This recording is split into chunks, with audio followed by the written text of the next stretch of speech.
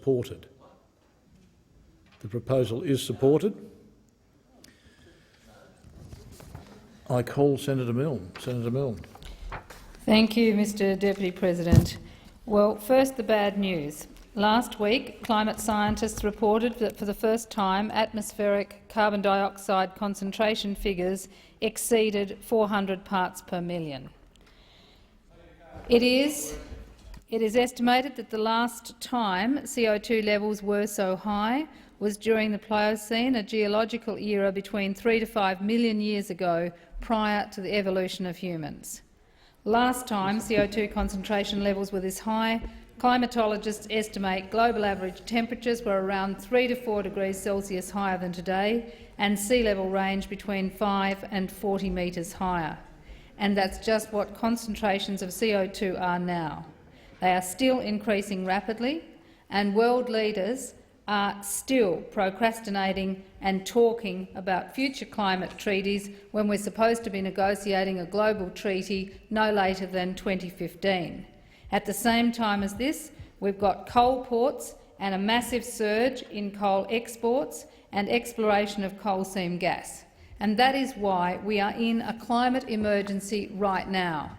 And we are in a climate emergency, Mr Acting Deputy President, in the real world, that is the physical world that we live in, the world of ice, of oceans, of atmosphere, of ecosystems, the real world. We are in crisis. We are in an emergency, and we are in the critical decade. If we don't reduce CO2 levels rapidly, then we are leaving to our children and their children, to all future generations, a planet which is increasingly unlivable in many parts. And Lord Stern said just this week that the likelihood is that there will be continent-wide collapses in agriculture, with millions being forced to leave and seek refuge in other places. That is the kind of world that we are facing unless we get on with acting on climate change. Now, unfortunately, the 400 parts per million record, that when it ticked over, it didn't receive the same kinds of headlines that it should have had around the world, and particularly here in Australia. And I would suggest that is because people simply don't want to know, because their heads are not in the real world. Their heads are in the world of the profits being generated by the coal companies, by the resource-based economy, and they don't want to see an alternative future. And it's in this context of the obvious need to get on with building a 100% renewable energy future that I want to talk about the absurdity of cutting funding from the Renewable Energy Agency.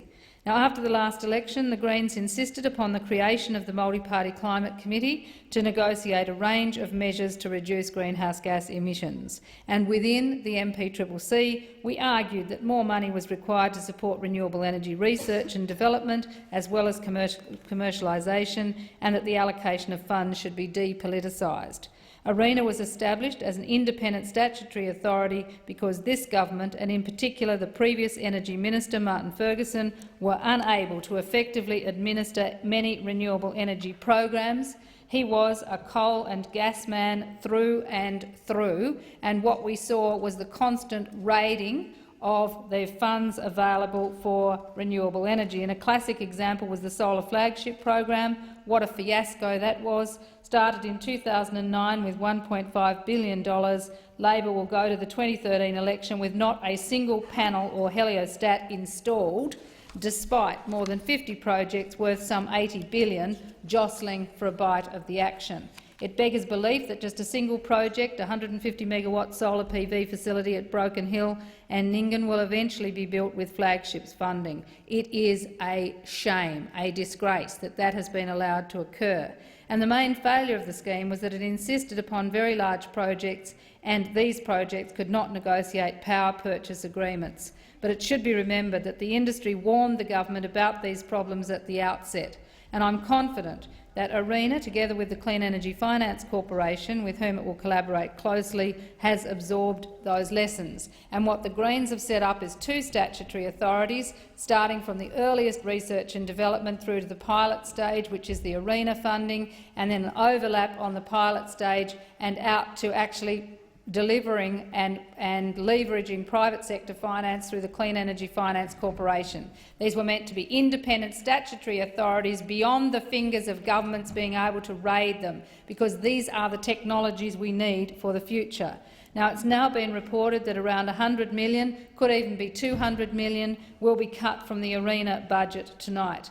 There are also the idea that the government is out there saying that these carbon pricing schemes were designed to be revenue neutral. That is, receipts from the sale of permits should equal expenditure on assistance measures and industry development. Now, this makes absolutely no economic sense. Why should expenditure on climate-related programs be revenue neutral? Shouldn't we be making the building blocks of the future, the race to 100% renewable energy, a priority in this nation if we are going for a society which is low economy, new jobs, new innovation, a sustainable planet, life and well-being for people on it? Then the race is on, and it makes no sense to cut these programs. What we've got in terms of the climate emergency, that we will not be able to contribute equitably to the global challenge of limiting global warming to 2 degrees unless we get on with it.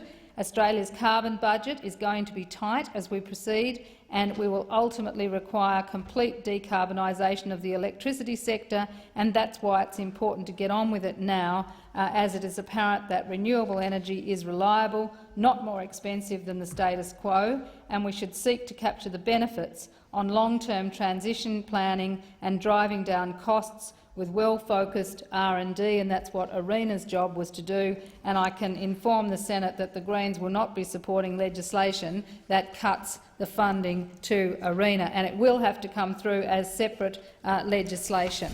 And we set it up in such a way that that would be the case, and we will not be supporting it, and I challenge the coalition not to support it either, and if the coalition goes into government, not to actually go ahead with those cuts. Now, I want to go on to talk about the AEMO, which came out recently with its report on how we can achieve 100% renewable energy. And that report is incredibly special, because for years it's been argued that we couldn't go ahead with 100% renewable energy. We listened in here endlessly to people saying you can't have 100% renewable energy, and AEMO undertook the study as a result of the work we'd done in the committee, in the Climate Change Committee, and they have come up with this finding that 100% renewable energy is possible, and now it's just a question of cost. The AEMO report estimated that the potential increases in wholesale electricity prices was there, but the problem is that AEMO did not look at a business-as-usual increase in electricity prices as a comparison, and for the life of me I cannot understand why they refuse to model business-as-usual as opposed to the costs of going to 100% renewables. You can only assume that AEMO's bias is against renewables, but no matter. Other assessments have also made projections that we can actually get to 100% renewable energy right now, and that is exactly what we should be doing. The carbon pricing modelling commissioned by Treasury, particularly that which assumes that the world adopts policies to achieve the agreed objective of limiting global warming to 2 degrees, and the current CSIRO e-futures modelling both project wholesale electricity prices that are similar to the AEMO study.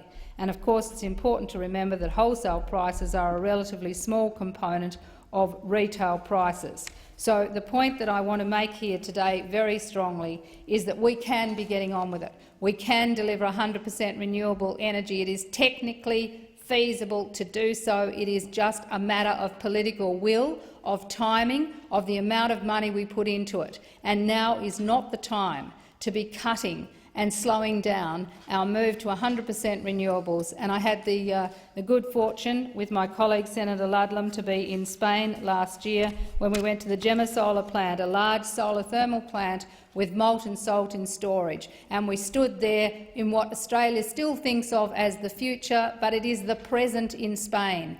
Other places are doing it. We should have large-scale solar thermal in Australia, and I want to see ARENA and AEMO delivering. I want to see ARENA and the Clean Energy Finance Corporation delivering for Australia, and AEMO getting on with the job of driving and working with the community and with business to achieve 100% renewable energy. Your time has expired. Senator Singh.